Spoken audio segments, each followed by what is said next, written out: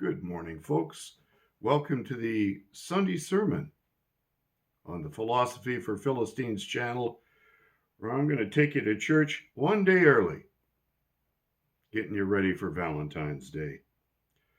One of the clear and consistent differences between people who are socialist in mindset and those who are more conservative or classically liberal in mindset is a concern over distribution of resources. Almost all of the effort applied by the left is concern over finite resources. Okay? So I'm going to read from Matthew 6, starting at verse 24 through to verse 34.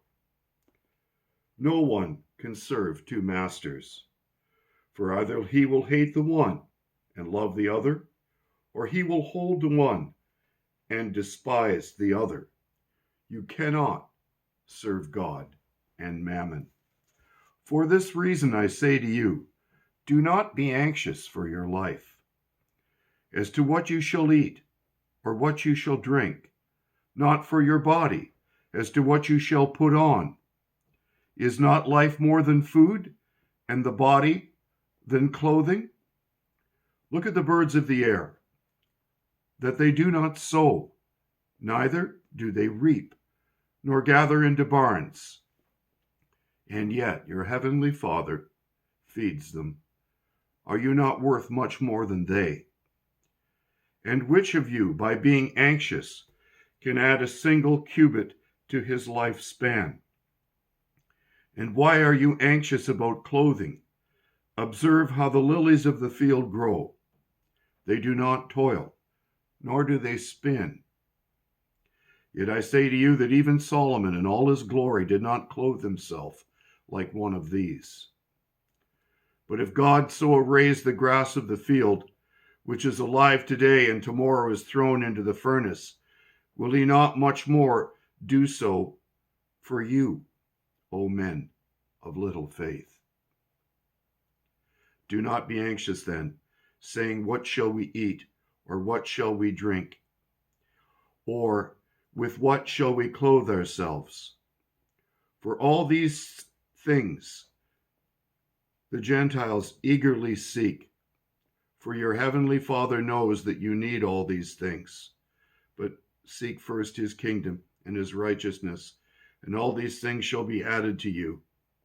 Therefore do not be anxious for tomorrow, for tomorrow will care for itself. Each day has enough trouble of its own. That's why, invariably, the left, who are consistently atheistic in their viewpoints, are constantly worried about distribution of resources.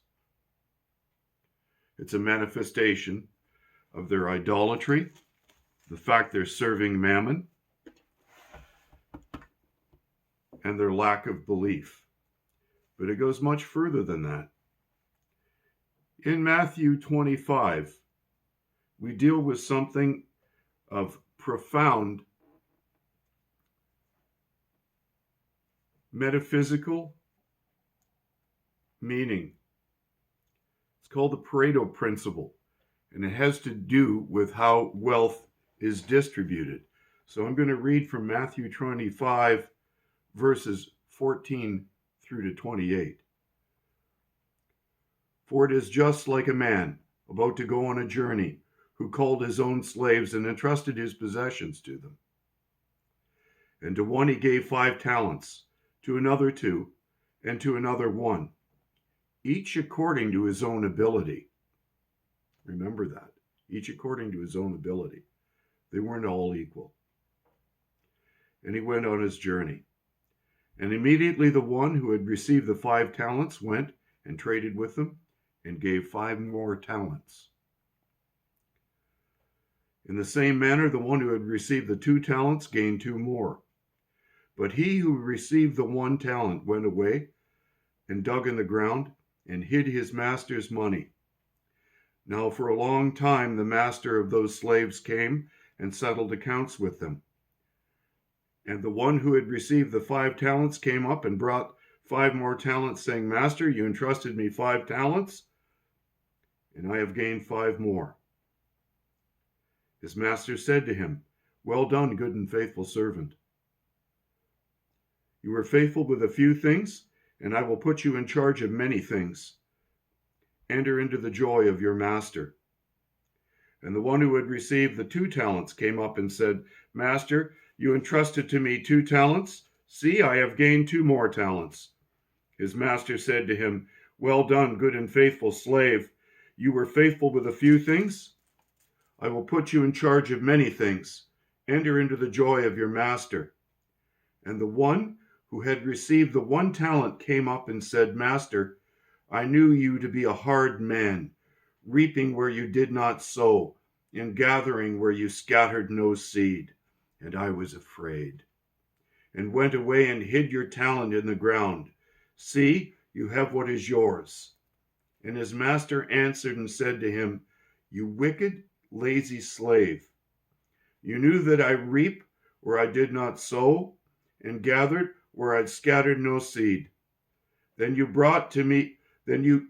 ought to have put my money in the bank, and on arrival I have received any money back with interest. Therefore take away the talent from him, and give it to one who has the 10 talents. For to everyone who has shall more be given, and he shall have an abundance, but from the one who does not have, even what he has shall be taken away. And cast out the worthless slave into the outer darkness. In the place there shall be weeping and gnashing of teeth.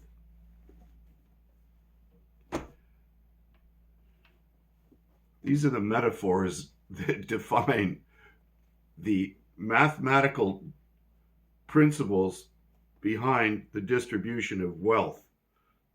So let's read about the Pareto Principle. What is the Pareto Principle? The Pareto Principle, named after the esteemed economist Vilfredo Pareto, specifies the 80% of consequences come from 20% of the causes, asserting an unequal relationship between inputs and outputs. This principle serves as a general reminder that the relationship between the inputs and outputs is not balanced. The Pareto Principle is also known as the Pareto Rule or the 80-20 rule. Key takeaways. The Pareto Principle states that 80% of consequences come from 20% of the causes.